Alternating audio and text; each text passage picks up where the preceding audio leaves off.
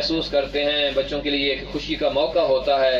جو پیغام میں دینا چاہتا ہوں وہ یہ ہے کہ ہمیں چاہیے کہ جب بھی ہمارے بچوں کی ولادت ہو تو ہم چاہے جائے کہ انگریزی مہینے کے اعتبار سے بچوں کی سالگرہ کریں۔ جس دن بچے کی سالگرہ ہوتی ہے اس کے آگے یا پیچھے جو بھی اسلامی مہینے کے اعتبار سے کسی معصوم کی ولادت ہو تو اس ولادت والے دن کیک کاٹا جائے۔ کیوں؟ اس لیے کہ بچے پھر دین کے ساتھ ماشاءاللہ جڑ جائیں گے۔ بچوں کو اپنی سالگرہ کے ساتھ ساتھ اس امام کی ولادت کا انتظار بھی رہے گا۔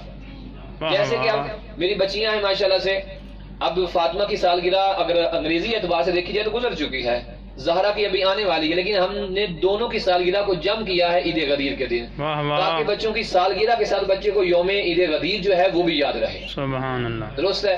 ایسے چونکہ تقریباً تمام مہینوں میں شاذ و نادر کوئی مہینہ ہو جس میں ولادت نہ ہو تو ہم مینج کر سکتے ہیں کہ بھائی بچے کی ولادت ہو تو ہم یوم ولادت معصوم یا کسی بھی عید والے دن جو مناسبت اہل بیت ہے، جس کا تعلق اہل بیت کی خوشی کے ساتھ ہے، تو ہم اگر اس طرح کا پیغام اگر معاشرے کو دیں تو میرے خیال میں ہمارے